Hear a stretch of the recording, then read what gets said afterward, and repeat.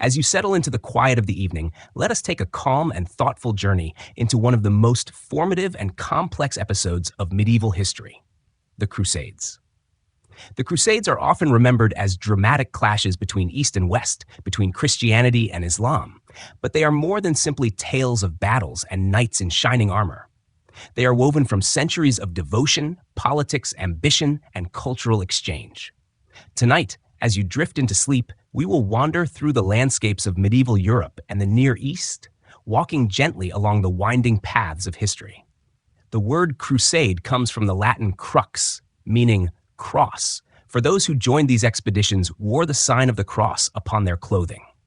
At their core, the Crusades were religiously sanctioned campaigns, beginning in the late 11th century, directed toward the Holy Land, Jerusalem above all, a city held sacred by Christians, Jews, and Muslims alike. For medieval Christians, the idea of traveling across continents to defend or reclaim these sites of faith was deeply compelling, offering not only spiritual rewards, but also opportunities for worldly advancement. But to imagine the Crusades merely as military expeditions is to overlook the broader world in which they unfolded. Life in medieval Europe was fragile and deeply tied to the rhythms of the land. Villages clustered around churches, fields were worked communally, and the authority of kings and nobles shaped the order of society. Faith was not a private matter, but a public and ever-present framework that gave meaning to daily struggles. For peasants and lords alike, the pilgrimage was a sacred duty, and the idea of an armed pilgrimage, one endorsed by the Pope himself, combined devotion with action in a way that stirred hearts and imaginations across the continent. The first call to crusade came in 1095, when Pope Urban II spoke to a great gathering at Clermont in France. He painted vivid images of Christian holy sites under Muslim control, of brothers and sisters in faith suffering far away, and of the need for noble warriors to defend what was sacred. His words were carefully chosen, promising not only the forgiveness of sins, but also eternal reward for those who took up the cross. Chroniclers later described how the crowd cried out, "Deus vult," God wills it, a phrase that would echo across generations. The response was immense. Not only knights and nobles, but also common men, women, and even children set out on this journey, believing that their footsteps carried them closer to salvation. The routes they followed wound across Europe, through unfamiliar lands and cities, over mountains and rivers, eventually converging toward Constantinople, the great Byzantine capital. From there, they crossed into Anatolia and beyond, into territories shaped by centuries of Islamic culture and rule. As we wander through this history, we will notice how the Crusades were not one singular event, but rather a series of expeditions stretching over centuries, from the end of the 11th to the late 13th century. Each crusade had its own causes, leaders, and outcomes, and together they created patterns of contact between Latin Christendom, Byzantium, and the Islamic world. Sometimes violent, sometimes diplomatic, these encounters left legacies in art, trade, architecture, and literature. The Gothic cathedrals of Europe rose during the same centuries as the fortified castles of the Crusader states in the Levant. The spices, fabrics, and stories brought back by Crusaders enriched European life, while also shaping perceptions, sometimes distorted, sometimes admiring, of the cultures they encountered. Yet, as with all history, we must tread carefully. The Crusades were not simple wars of faith. They were entangled in the ambitions of kings and nobles, the politics of the papacy, and the complex alliances between Christians and Muslims, sometimes even between rival Christian states themselves. The Byzantine emperors sought aid, yet feared the power of Western armies. Muslim rulers sometimes fought Crusaders, but at other times allied with them against their own rivals. The tapestry of these centuries is intricate, filled with moments of cooperation, betrayal, hope, and tragedy. The ordinary people who lived through these times experienced the Crusades in ways far removed from the lofty declarations of leaders. For a peasant family, the departure of a father or son to distant lands meant hardship and uncertainty. For merchants in Italian port cities, crusading opened vast opportunities for wealth and influence. For those in the Levant, whether Muslim, Christian, or Jewish, the arrival of armies from afar brought disruption, fear, and sometimes new coexistence. As we drift through this story, our pace will be gentle. We will pause to consider the towns and landscapes through which Crusaders marched, the languages they heard, the foods they encountered, and the architecture that rose as both fortress and symbol. We will reflect on the power of belief in shaping human lives and the ways in which ideals and realities often diverge. The Crusades remind us that history is never only about kings and battles. It is also about pilgrims walking dusty roads, monks writing in candlelight, merchants haggling in crowded markets, and children hearing tales of faraway lands. It is about the weaving together of cultures, even through conflict, and the echoes that linger centuries later. Tonight, our journey will follow this chronology. From the origins of crusading in medieval Europe, through the dramatic events of the First Crusade and the establishment of Crusader states, into the complex web of subsequent expeditions, and finally toward the long shadow the Crusades left upon history. We will walk calmly and carefully, allowing the stories to unfold like pages turned softly in an old manuscript. So as you rest, let your mind drift into this medieval world, a world of devotion and ambition, of hardship and hope, of cities gleaming under the sun and castles rising against the horizon. The Crusades of medieval Europe await, not as distant echoes of violence, but as a chapter in the long human search for meaning, belonging, and sacred ground. Together, we will travel from the beginnings to the legacy, from the first call to the enduring memory. Now, let the quiet conquest of knowledge begin. The origins of the Crusades lie deep within the soil of medieval Europe, nourished by faith, political ambition, and the rhythms of a world that often felt precarious and unstable. To understand how men and women could set aside their ordinary lives and embark on such distant, perilous journeys, we must first step quietly into the landscape of the 11th century. It is here, in this atmosphere of devotion and uncertainty, that the idea of crusading first takes root. At this time, Europe is a continent of kingdoms and principalities, fractured yet bound together by a shared Christian identity. Local lords rule their lands, peasants labor on the fields, and monasteries stand as both spiritual and intellectual havens. The Catholic Church occupies the heart of this society. To be European in this era is, in most places, to be Christian. And the church is not merely a religious authority, but a social and political power. Cathedrals rise as the largest and most enduring buildings in towns, their bells marking the hours of prayer, work, and rest. The call to protect Christian lands and sacred sites far beyond the borders of Europe would have been unimaginable without this central role of faith.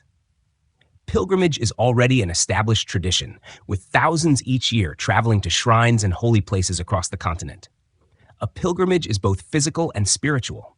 Each step a prayer, each hardship endured a sign of devotion. To walk to Santiago de Compostela in Spain or to Rome is considered an act of great merit. Extending this idea to Jerusalem, the city of Christ's passion, death, and resurrection, creates a pilgrimage of unparalleled significance. Yet pilgrimage to Jerusalem has become increasingly fraught. Since the rise of Islam in the 7th century, the Holy Land has been under Muslim control. While Christian pilgrims are generally tolerated, they face hardships and political uncertainties, particularly as rival Muslim dynasties rise and fall.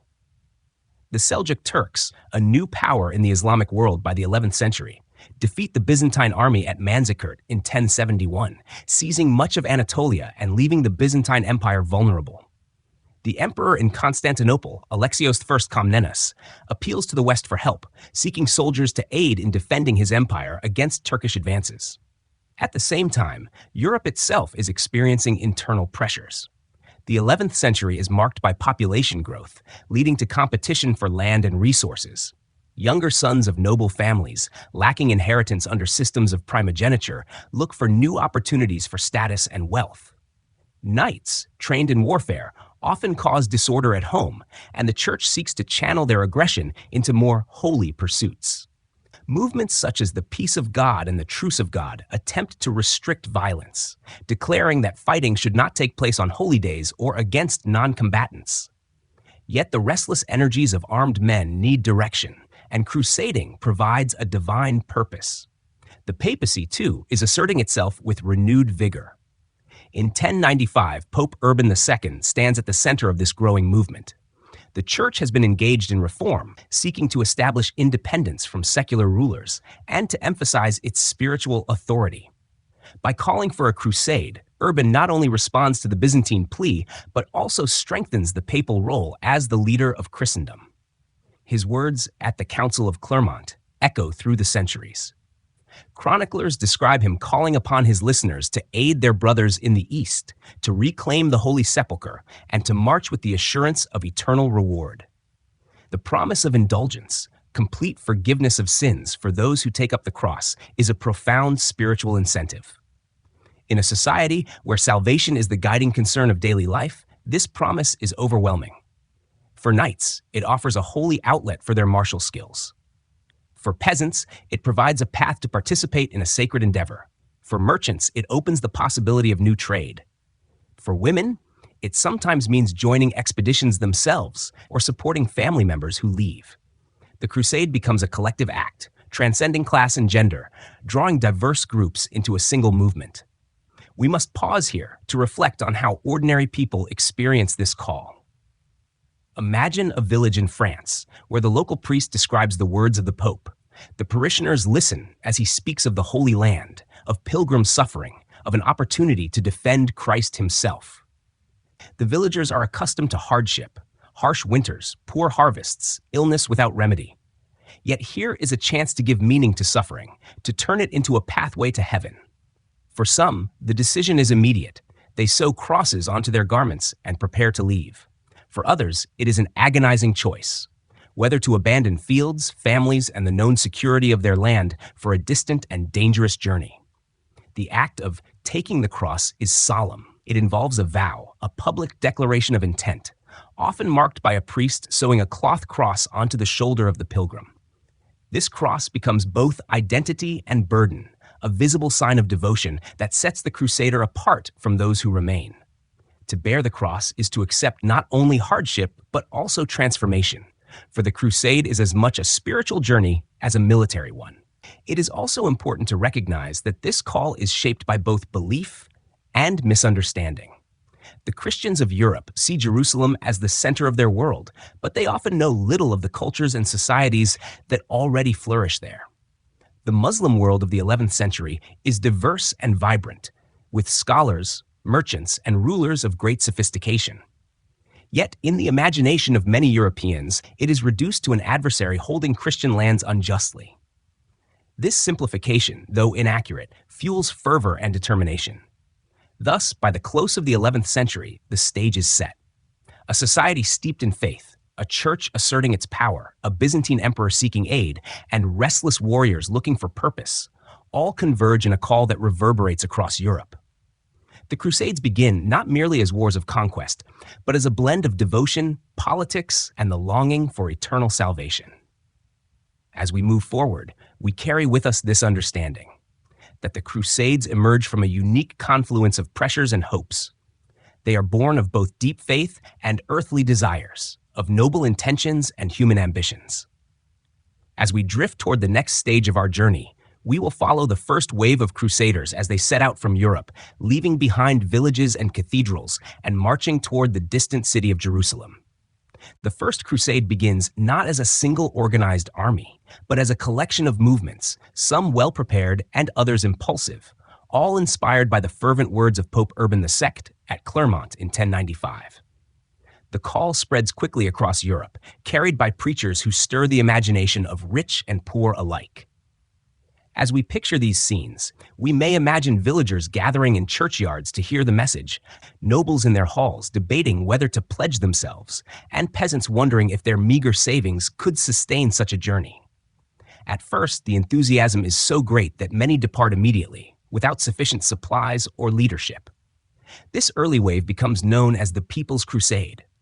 Led by figures such as Peter the Hermit, a charismatic preacher, and Walter Sans-Avoir, known as Walter the Penniless, thousands set out, filled with zeal but lacking experience. Families joined together, some hoping for spiritual salvation, others hoping for a better life in distant lands. As they travel through Europe, the People's Crusade faces enormous hardship.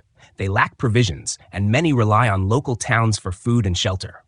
At times, this reliance turns violent, leading to tragic episodes of looting and persecution, particularly against Jewish communities in the Rhineland. These events foreshadow the darker side of crusading zeal, where religious devotion could be twisted into intolerance and violence against neighbors.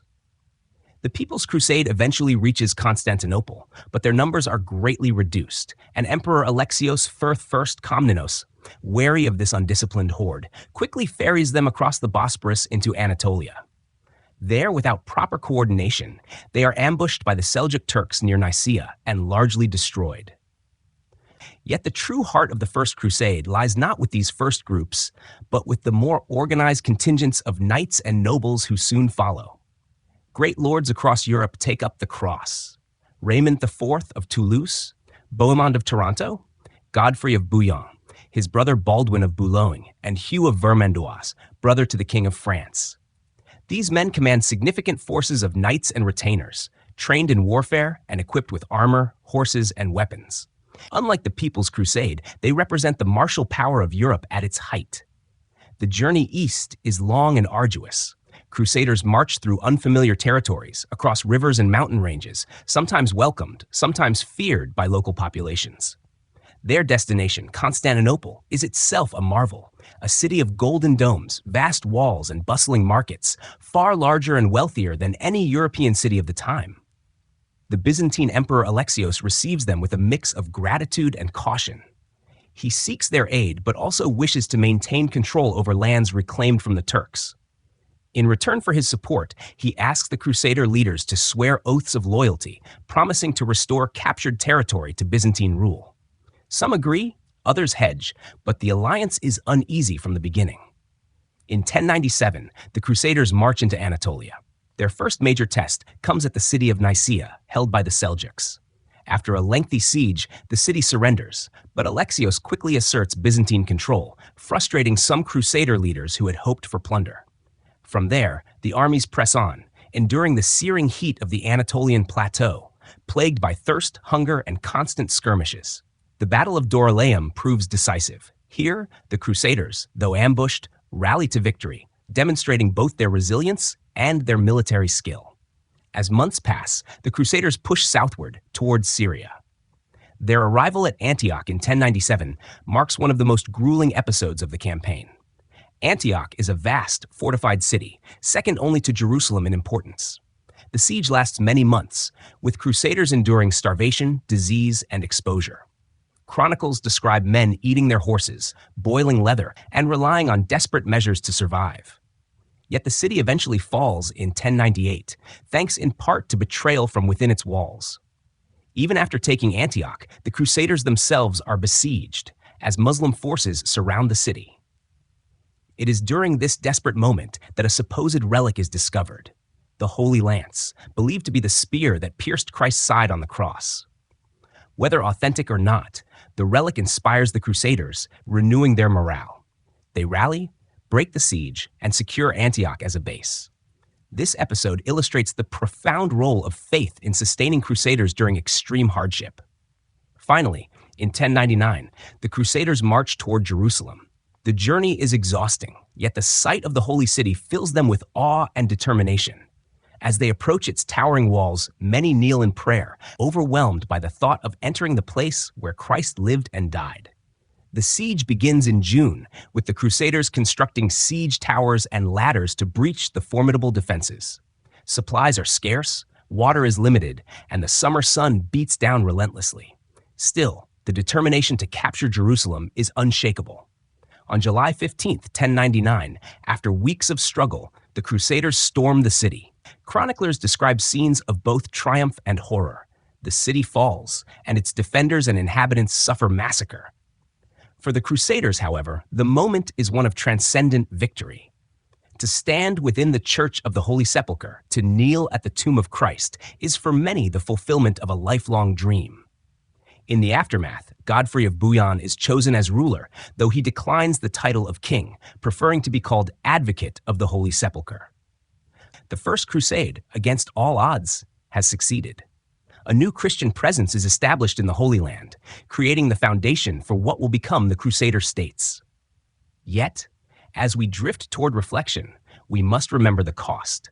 Tens of thousands perish on the journey, and the violence unleashed upon Jerusalem leaves a deep scar. Still, the Crusaders believe they have fulfilled a divine mission, and their victory inspires generations to follow. As our thoughts settle, we see the First Crusade not only as a story of armies and sieges, but as a testament to the power of belief and the resilience of the human spirit. For medieval Europe, it is a triumph unlike any other. Yet for those who lived through its violence, it is also a time of sorrow. The conclusion of the First Crusade leaves a transformed landscape in the Levant. After centuries of Muslim rule, European knights now hold Jerusalem and other key cities. Yet these territories are not simply extensions of Europe, transplanted into the East.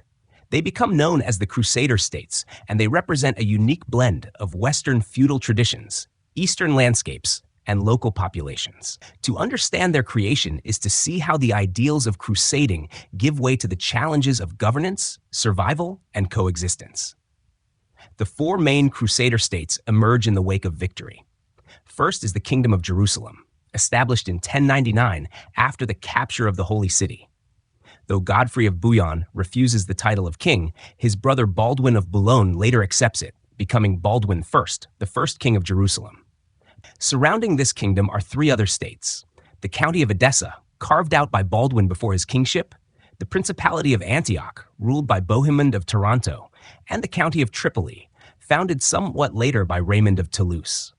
Together, these form the Latin East, fragile yet determined to endure. Life in these states requires adaptation. The Crusaders are far from their European homelands, surrounded by diverse communities of Muslims, Eastern Christians, Jews, and Armenians. The rulers attempt to impose familiar feudal structures, granting lands to lords and building castles to secure their power. Castles become the defining feature of the landscape. Massive fortresses such as Croc de Chevalier and Belvoir rise on hilltops, commanding valleys and roads. These structures are not only military defenses, but also symbols of permanence, projecting the authority of the newcomers. The Kingdom of Jerusalem, centered on the sacred city itself, develops institutions to govern its unique setting. A high court of barons advises the king, while smaller councils administer towns and villages. The church plays a central role, with the Latin Patriarch of Jerusalem serving as both spiritual leader and political actor. Pilgrims begin to arrive in greater numbers, eager to walk the streets of the Holy City, now under Christian control. To protect them and to support the defense of the realm, new religious orders arise. Perhaps the most famous are the Knights Templar, founded in the 1110s to safeguard pilgrims traveling to Jerusalem. These warrior monks take vows of poverty, chastity, and obedience, living under a rule similar to that of monastic orders. Yet unlike monks, their mission is martial, to defend the Holy Land with sword and shield. Alongside them, the Knights Hospitaller, originally devoted to caring for sick pilgrims, also take on military responsibilities.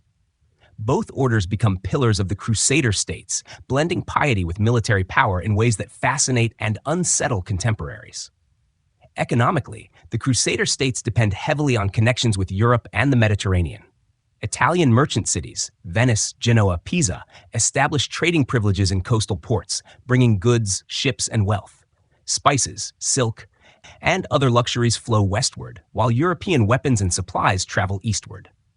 The ports of Acre, Jaffa, and Tyre become vital lifelines, linking the Latin East to the wider Christian world. Without these maritime connections, the Crusader states could not survive. Yet survival is never secure. The states exist in a precarious balance, surrounded by Muslim powers that, though divided, still vastly outnumber them. Alliances are sometimes made with local rulers, pragmatic arrangements that reveal the complexity of crusading reality. Some Muslim emirs prefer peace with Crusaders rather than conflict with rival neighbors. Similarly, Eastern Christian groups, Armenians, Syriac Orthodox, Maronites, often find accommodation under Latin rule, though not without tensions. Cultural exchange is inevitable. Crusaders adopt aspects of local architecture, cuisine, and dress. Arabic, Greek, and Armenian words enter their vocabulary, and some even marry into local families. For the inhabitants of the Crusader states, daily life is a negotiation between cultures. Farmers tend their fields under new lords. merchants trade across boundaries, and pilgrims walk through streets where Latin knights and Arabic-speaking townsfolk share space. Still, the Crusader states remain fragile. The county of Edessa, furthest to the north and east, is the most exposed. Its fall to Muslim forces in 1144 demonstrates how vulnerable these territories are. This event not only shakes the Latin East, but also sends shockwaves back to Europe, prompting renewed calls for another crusade. The fall of Edessa marks the beginning of a new phase, reminding Crusaders that their hard-won conquests cannot be taken for granted. In reflecting on this period, we can picture the landscape: castles perched upon rocky outcrops, the walls of Jerusalem gleaming under the sun, markets bustling with merchants from many lands, pilgrims approaching shrines with reverence. The Crusader states are both outposts of Europe and deeply rooted in the soil of the East. They embody the contradictions of the crusading movement: pious and practical, foreign yet interwoven with local realities. As the 12th century unfolds, the Latin East stands at a crossroads. It has achieved remarkable feats, carving a European presence in lands far from home. Yet it faces constant threats, from both without and within. The next chapter of our journey will show how Europe responds to these challenges, as kings and armies once more take up the cross in what becomes known as the Second Crusade. The fall of Edessa in 1144 sends tremors across Christendom. For the first time since the First Crusade, one of the Latin states has collapsed under the pressure of Muslim counterattack. Edessa, vulnerable on the fringes of Mesopotamia, had long been isolated, but its loss carries enormous symbolic weight. News travels westward, carried by letters and messengers. In churches and courts, the story is told. A Christian stronghold has fallen, its people scattered, its churches desecrated. The cry for aid echoes once again across Europe. It is within this climate that the Second Crusade is born. The call comes from Pope Eugenius III, who issues a papal bull known as Quantum Predecessoris in 1145. The bull recalls the achievements of the First Crusade and urges Christians to take up arms once more. Yet it is not only papal authority that stirs the faithful. The fiery preaching of Bernard of Clairvaux, the most celebrated monk of his age, ignites enthusiasm. Bernard is a Cistercian abbot, known for his eloquence and spiritual power. His sermons remind audiences that crusading is not merely a political necessity, but a sacred duty. He speaks of salvation, of God's will, of the eternal rewards awaiting those who take the cross. Unlike the First Crusade, the Second Crusade attracts crowned kings. Louis VII of France and Conrad III of Germany vow to lead armies eastward, lending the expedition prestige. Their participation raises hopes that this crusade will be even more formidable than the first. Nobles, knights, and commoners again sew crosses onto their garments, preparing for the long road to the Holy Land. The presence of monarchs also transforms the character of crusading. What began as a movement of lords and knights now becomes a stage for royal ambition. The journey, however, is fraught with difficulty. Conrad's German army, traveling through Byzantine territory, suffers greatly from hunger, heat, and harassment by Turkish forces in Anatolia. Many perish before reaching the Levant. Louis VII's French army fares somewhat better, but discipline is strained, and the sheer size of the host makes supply difficult. Constantinople once again becomes a point of tension. Byzantine Emperor Manuel I Komnenos views the arrival of massive Western armies with suspicion. Though he provides support, he worries about their true intentions, fearing that the Crusaders might covet his capital as much as they seek Jerusalem. When the Crusaders finally reach the Holy Land, they are exhausted and divided. The fall of Edessa had been the spark for the crusade, but by this point, Edessa is firmly in Muslim hands, and recapturing it is impractical. Instead, attention shifts toward Damascus, a city of great importance and influence. The decision is made to attack Damascus in 1148. The siege, however, is a disaster. At first, the Crusaders make progress, approaching the city from the west, where orchards provide cover, but supply difficulties and disunity among leaders soon erode momentum. After only a few days, the crusading armies retreat, humiliated and weakened. The failure shocks contemporaries. How could such a mighty host, led by kings and blessed by the Pope, falter so quickly? The aftermath of the Second Crusade is sobering. Instead of restoring Christian strength in the East, it has weakened morale. The Latin states remain, but their vulnerability is exposed. Muslim rulers, once divided, now sense opportunity. The prestige of the crusading movement suffers, and critics whisper that perhaps God no longer favors the Western armies. For Bernard of Clairvaux, the failure is deeply painful. He insists that human sin, not divine disfavor, caused the defeat, but the doubts linger. And yet, the Second Crusade is not confined to the Holy Land. In Iberia, where Christian kingdoms push against Muslim rule in the long struggle known as the Reconquista, crusading zeal bolsters campaigns to capture cities such as Lisbon. In Northern Europe, campaigns against pagan groups along the Baltic also take on the mantle of crusading. These expansions reveal that crusading is becoming more than a single expedition to Jerusalem. It is a flexible concept, applied wherever the Church sees a need to defend or spread Christianity. Still, the heart of the story remains in the East, where the Second Crusade's failure leaves the Latin states exposed. The Muslim world, though still fragmented, begins to witness figures who will bring unity and new vigor to its defense.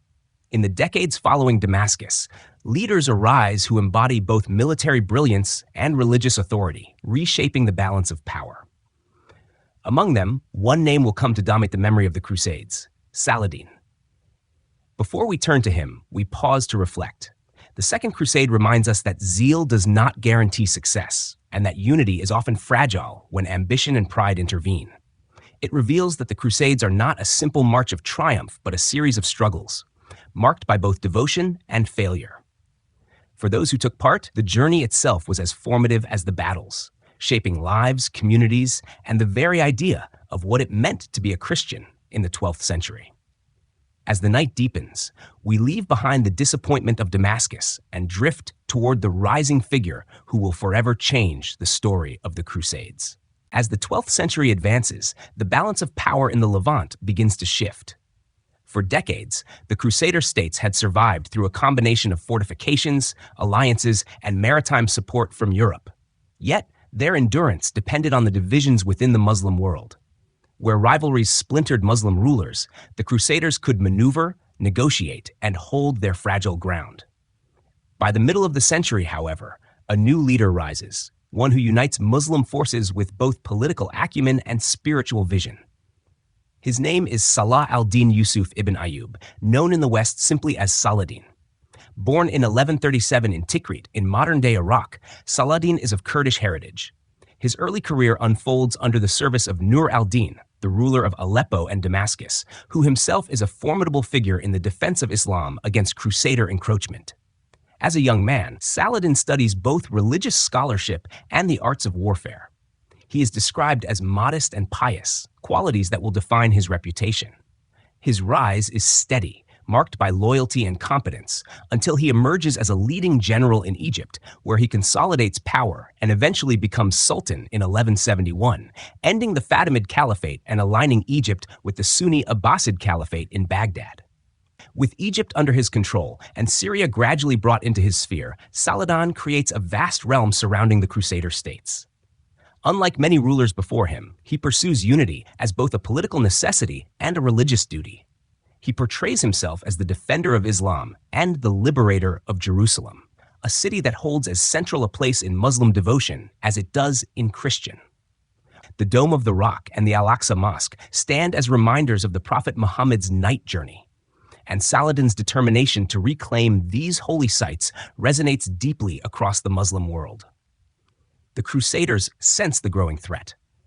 While they still hold fortresses and ports, their kingdoms are thinly spread, reliant on reinforcements from Europe that arrive sporadically at best. They attempt to defend their borders. Yet Saladin proves to be both patient and decisive. His campaigns are marked by careful preparation, a willingness to negotiate when advantageous, and sudden bursts of overwhelming force when the moment is right. The decisive confrontation comes in 1187 at the Battle of Hattin. The Kingdom of Jerusalem, under King Guy of Lusignan, responds to Saladin's movements by gathering its forces. Led by knights, including the fiery figure of Reynold of Chatillon, the Crusader army marches out into the dry landscape of Galilee in the heat of summer. Saladin lures them into a trap, cutting off access to water. The Crusaders, exhausted and parched, are surrounded near the horns of Hattin, a pair of volcanic hills. The battle is catastrophic for the Crusaders. Surrounded and weakened, their army collapses under Saladin's assault. King Guy is captured, as are many of the leading nobles. The True Cross, a relic carried into battle, is seized by Saladin's forces. Reynold of Chatillon, notorious for his brutal raids against Muslim caravans and even pilgrim routes to Mecca, is executed by Saladin's own hand, a gesture meant both as justice and deterrent. The defeat at Hattin leaves the Kingdom of Jerusalem defenseless. In the months that follow, Saladin moves swiftly. One city after another falls to his forces until only a handful of ports remain in Crusader hands. In October of 1187, he achieves his most symbolic triumph, the recapture of Jerusalem. Unlike the bloody conquest of 1099, Saladin's entry is marked by restraint. While some inhabitants are enslaved or ransomed, many are spared and places of Christian worship are respected. The Dome of the Rock is rededicated as a Muslim shrine, while the Church of the Holy Sepulchre continues to function as a Christian site. The contrast between the violence of the First Crusade and Saladin's comparatively measured conduct contributes to his lasting reputation, even among his foes, as a chivalrous and honorable leader. News of Jerusalem's fall stuns Europe. Chroniclers describe how churches are filled with weeping, how kings and popes are shaken by the enormity of the loss. For nearly a century, Jerusalem had stood as the heart of Christendom's triumph, a beacon of divine favor. Now, it is once again in Muslim hands. Pilgrims can no longer easily reach the Holy Sepulchre, and the spiritual imagination of the West is pierced.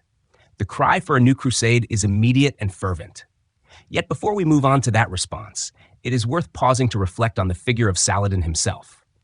For Muslims, he embodies the ideal of a leader who combines faith, justice, and military skill. For Christians, though an adversary, he becomes admired for his clemency and dignity. Even centuries later, his name is invoked as a model of knightly virtue, bridging cultural divides in unexpected ways. His story reminds us that the Crusades are not merely a tale of clashing swords, but also of human character and the ways in which respect can emerge even in conflict. The rise of Saladin marks a turning point in the Crusades. The Latin East, once seemingly entrenched, is revealed as fragile, its fate hinging on the actions of one determined leader. The fall of Jerusalem ensures that the story is far from over. Across the seas, kings prepare to take up the cross once again, leading to what will be remembered as the Third Crusade. As we drift forward in our journey, we leave behind the burning fields of Hattin and the solemn streets of Jerusalem reclaimed, and we prepare to follow the footsteps of the kings of Europe as they march eastward to restore what has been lost. The fall of Jerusalem in 1187 stirs all of Europe to action. News of Saladin's victory at Hattin and his capture of the Holy City spreads swiftly, carried by messengers, pilgrims, and merchants. In churches, priests recount the calamity with sorrowful urgency. Chroniclers describe congregations breaking into tears, nobles swearing oaths of vengeance, and kings feeling the weight of divine responsibility. If the First Crusade had been a triumph and the second a disappointment, the Third Crusade now becomes a grand endeavor, led not by lesser lords, but by the crowned heads of Europe. Three rulers, in particular, come to embody this crusade: Richard I of England, known to history as Richard the Lionheart, Philip II of France, often called Philip Augustus, and Frederick I of the Holy Roman Empire, known as Frederick Barbarossa. Each is powerful, ambitious, and deeply entangled in the politics of his own realm, yet each recognizes that the recovery of Jerusalem is both a duty and an opportunity to demonstrate leadership before Christendom. Frederick Barbarossa, the German emperor, is the first to set out. In 1189, he marches east with a massive army, crossing through the Balkans and into Anatolia. His age does not diminish his resolve. He is in his 60s, yet his presence commands respect. Tragically, his crusade ends abruptly when he drowns while crossing a river in Cilicia. His death demoralizes his forces, and most of the German army disperses, leaving only a remnant to continue. Attention then turns to the kings of France and England. Richard the Lionheart and Philip Augustus are both young, energetic rulers, but they are also rivals. Their cooperation is strained by jealousy and political maneuvering, yet their shared purpose keeps them moving eastward. They depart by sea, their fleets sailing across the Mediterranean toward the Levant. Along the way, Richard makes his mark by capturing Cyprus in 1191. The island, long a strategic hub, falls under his control, and he later sells it to the Knights Templar before it becomes a base for the Lusignan dynasty. The conquest of Cyprus provides the Crusaders with a valuable staging ground. Meanwhile, the focal point of the crusade becomes the city of Acre, besieged since 1189. Acre, a bustling port on the coast of modern-day Israel, is vital for both supply and strategy. The siege is grueling, lasting nearly 2 years, with Crusader forces camped outside the walls while Saladin's armies attempt to break the blockade. Conditions are harsh, disease spreads, supplies run low, and morale falters.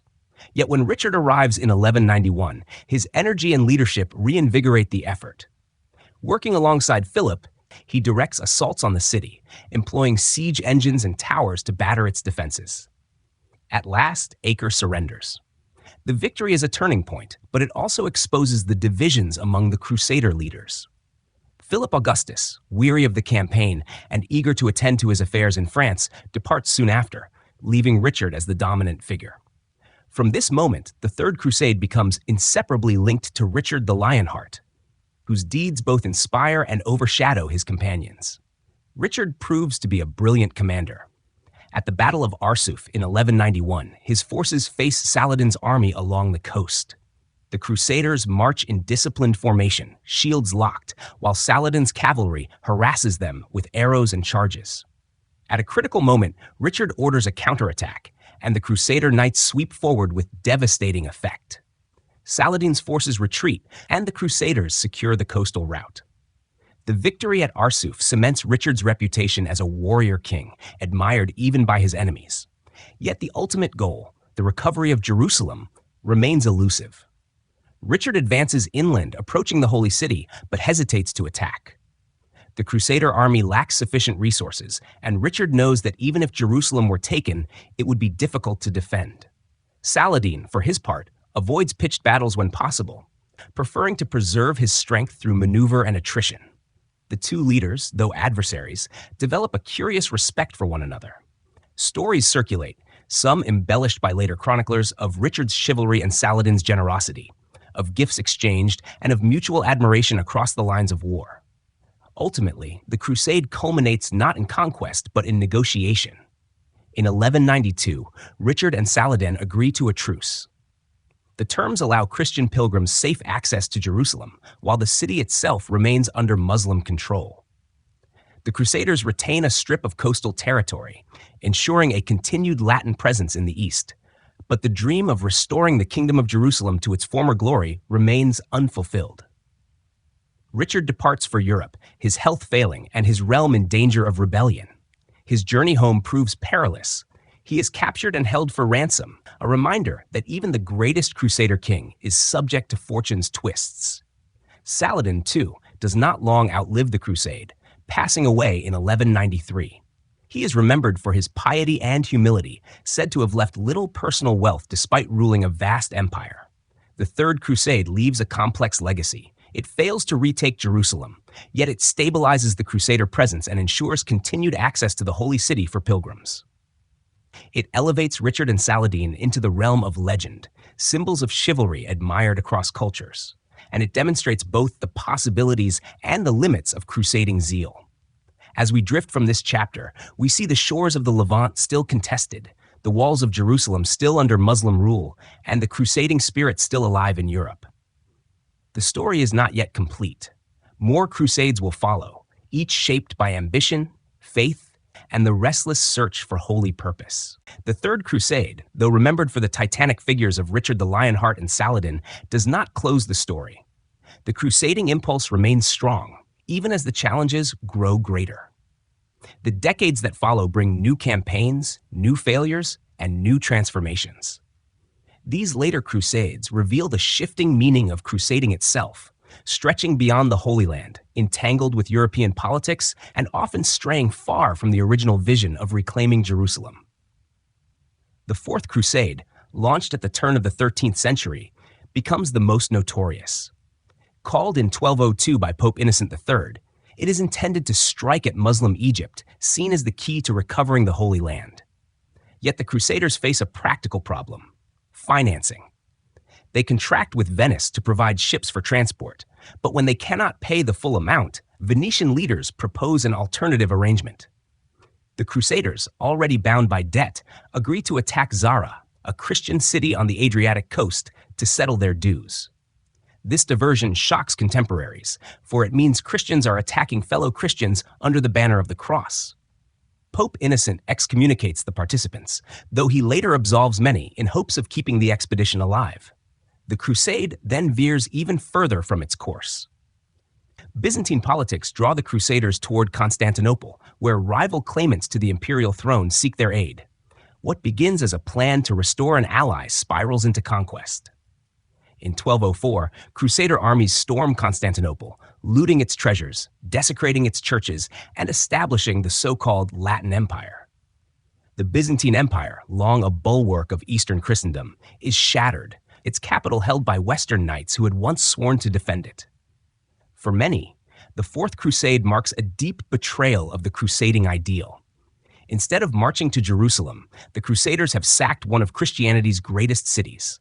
The schism between Eastern and Western Christianity, already strained, widens further. Though the Latin Empire lasts only a few decades, the damage to Byzantium is lasting, and the dream of a united Christendom is diminished. Still, crusading continues. Later campaigns attempt to recover ground in the Holy Land. The Fifth Crusade, beginning in 1217, targets Egypt with the idea that controlling the Nile would provide leverage for Jerusalem. Crusader forces capture the city of Damietta in 1219, but poor leadership and disagreements among commanders lead to disaster. When the Nile floods and supplies dwindle, the Crusaders are forced to surrender, returning Damietta in exchange for their freedom. The Sixth Crusade takes a different form. In 1228, the Holy Roman Emperor Frederick II, excommunicated at the time for conflicts with the papacy, embarks on his own expedition. Rather than fighting, he negotiates. Through diplomacy with the Sultan of Egypt, he secures a treaty granting Christians control of Jerusalem, Bethlehem, and Nazareth for a decade. It is a remarkable achievement, won not by sword, but by words. Yet Frederick's success is clouded by controversy, for his strained relationship with the Pope casts suspicion over his motives. Still, for a brief time, pilgrims once again walk through Jerusalem under Christian rule. This fragile arrangement does not last. In 1244, Jerusalem is retaken by Muslim forces, and Christian hopes dim once more. The Seventh Crusade, led by King Louis IX of France, later canonized as Saint Louis, seeks to restore momentum. Devout and determined, Louis sets his sights again on Egypt. In 1249, he captures Damietta, but like earlier expeditions, his forces are trapped by the Nile's floods. Louis himself is captured and ransomed. The crusade collapses, leaving behind disillusionment and heavy losses. Louis remains undeterred. In 1270, he launches yet another crusade, this time to North Africa, hoping to convert Tunis into a base of operations. But disease strikes the camp, and Louis himself dies of illness, ending the campaign before it begins. His piety earns him sainthood, but his crusading ventures achieve little lasting gain. The Eighth and Ninth Crusades, smaller in scale, mark the final efforts. England's Prince Edward, later Edward I, participates in the Ninth Crusade of 1271 to 1272, but his expedition is limited, achieving little beyond local skirmishes. By this time, the Crusader states are reduced to a handful of coastal enclaves, ever dependent on reinforcements that come too rarely. The final blow falls in 1291, when the city of Acre, the last major stronghold of the Latin East, is besieged and captured by the Mamluks. The loss is devastating. With Acre's fall, the Crusader presence in the Holy Land effectively ends. Castles and fortresses that once stood as symbols of Western ambition crumble or pass into new hands. The age of crusading in its original form has come to a close. Yet the idea of crusading does not disappear. The Church continues to call for campaigns against enemies in Spain, the Baltic, or even against Christian heretics. The concept of the crusade becomes a flexible tool, applied wherever the papacy seeks to direct military and spiritual energy. But the dream of Jerusalem, the city at the heart of the First Crusade, slips away. As we reflect on these later crusades, we see both the resilience of the crusading spirit and the limits of its power. The Fourth Crusade reveals how easily ambition and debt can distort holy intentions. The fifth and seventh show the difficulty of sustaining campaigns far from home. The sixth reminds us that diplomacy could achieve what armies could not, even if only temporarily. Together, they trace a slow decline as Europe's energy turns elsewhere and the Holy Land becomes a memory more than a goal. As we let our thoughts drift, the vision of knights and kings fades into the shadows of history. Ahead lies not only the wars and sieges, but also the quieter legacies of the crusading centuries, the exchanges of culture, the lives of ordinary people, and the ways the Crusades are remembered long after their final battles. When we think of the Crusades, it is easy to picture only battles and kings. Yet much of the crusading world unfolds not on the fields of war, but in the rhythms of daily life. The Crusader states are not empty fortresses. They are living societies, filled with farmers, merchants, pilgrims, monks, and families. To understand the Crusades fully, we must linger among these quieter details: the smells of markets, the sound of church bells mingling with the call to prayer, the labor of fields tilled under the Levantine sun. The Kingdom of Jerusalem and its sister states exist in a multicultural setting. While Latin Christians dominate politically, they rule over diverse populations: Greek Orthodox, Armenian Christians, Muslims, and Jews. Each group maintains traditions, languages, and religious practices, though under new structures of power. Latin lords govern feudal estates, but local peasants, Muslim and Christian alike, continue farming wheat, olives, and grapes. Taxes support both the nobility and the church. In this sense, life continues with a surprising degree of continuity, even as rulers change. Cities become vibrant centers of exchange. Jerusalem, though diminished in size compared to its ancient past, remains a spiritual magnet. Pilgrims arrive in steady streams, walking barefoot to the Holy Sepulchre, buying small crosses and relics to take home. Acre, Tyre, and Jaffa bustle with merchants from Italy, Provence, and the East. The languages of the Mediterranean intermingle on docks lined with spices, silk, glassware, and wool. Ships unload olive oil and fruit while loading up with textiles and sugar, a luxury that begins to make its way into European diets. The Italians, especially Venetians, Genoese, and Pisans, play a central role. Granted trading privileges in return for naval support, they establish quarters within cities, complete with warehouses, churches, and workshops. These enclaves act as bridges between East and West, linking the Crusader states with European markets. Over time, this maritime presence grows so influential that Italian fleets become as decisive as knightly armies in sustaining Crusader power. Within this world, religious orders take on distinctive roles. The Knights Templar and the Hospitallers not only fight but also administer castles, estates, and hospitals. Hospices for sick and weary pilgrims line the roads to Jerusalem, offering bread, wine, and a bed under vaulted halls. The Templars, disciplined and secretive, manage financial networks that evolve into early forms of banking, allowing pilgrims to deposit funds in Europe and withdraw them safely in the East. For many, these orders symbolize the blending of piety and practicality, serving both as monks and as warriors. Everyday life in the countryside is shaped by the environment. Farmers adapt to the Levant's climate, using irrigation channels, terraced fields, and water wheels. The produce is richer and more varied than much of Europe. Lemons, pomegranates, figs, and dates appear in Crusader diets, expanding palates and traditions back home. Even clothing reflects adaptation. While knights continue to wear European mail and surcoats, lighter fabrics and looser garments are adopted in the sweltering summers. The sight of a Frankish knight beneath a silk canopy or sipping sherbet is not unusual. Interactions between cultures, though shaped by tension, also foster learning.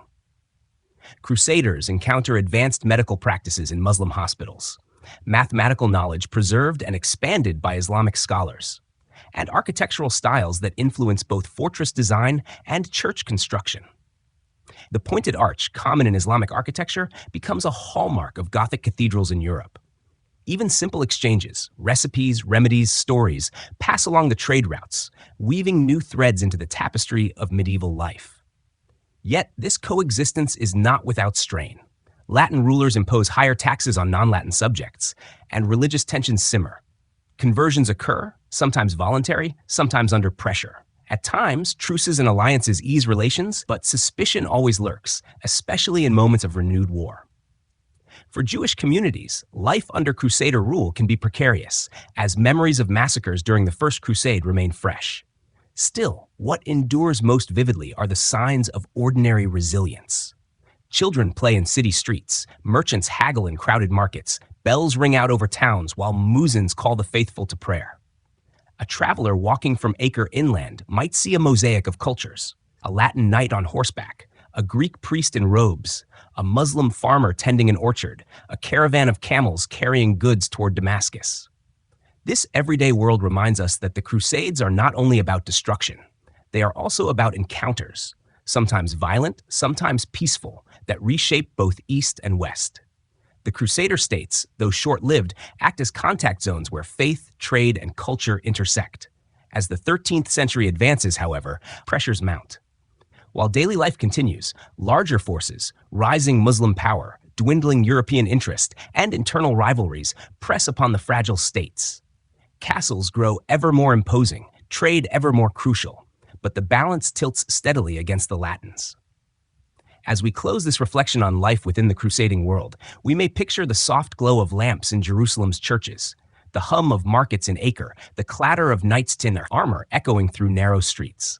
Beneath the grandeur of campaigns lies this quieter human story, the story of how people lived, endured, and adapted in the shadow of holy war.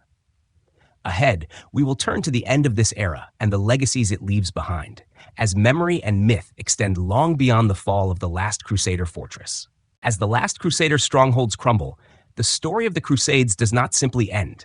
Instead, their memory lingers, shaping the imaginations of generations.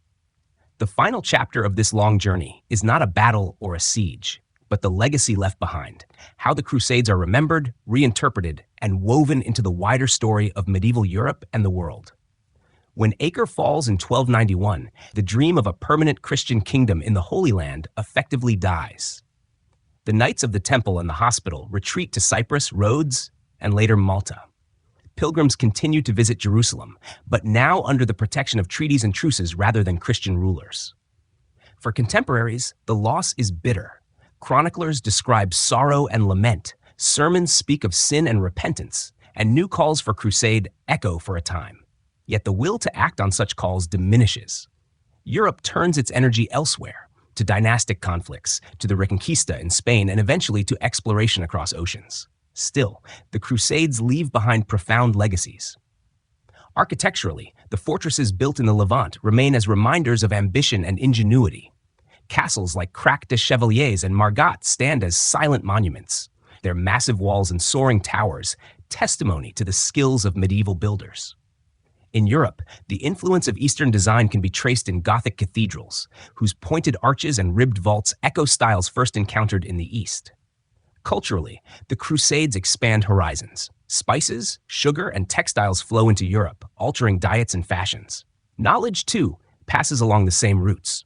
Translations of Arabic texts in medicine, mathematics, and philosophy enrich European learning.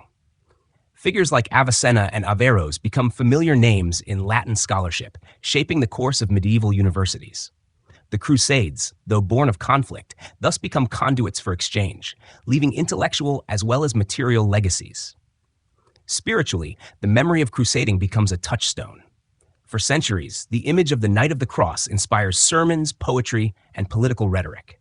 Crusading ideals are applied beyond the Holy Land, to campaigns in Spain, against pagans in the Baltic, and even against heretical groups within Europe itself. The concept of a holy war sanctified by the Church proves enduring, though it also becomes more controversial as time passes. By the later Middle Ages, critics begin to question the morality and effectiveness of such ventures. The human legacy is more complex. For Muslims, the Crusades are remembered as invasions, episodes of foreign conquest that disrupt but do not destroy. The victories of leaders like Saladin are celebrated, their defense of Jerusalem a source of pride. For Christians, memories are divided: triumph at the First Crusade, shame at the Fourth, and sorrow at the final loss.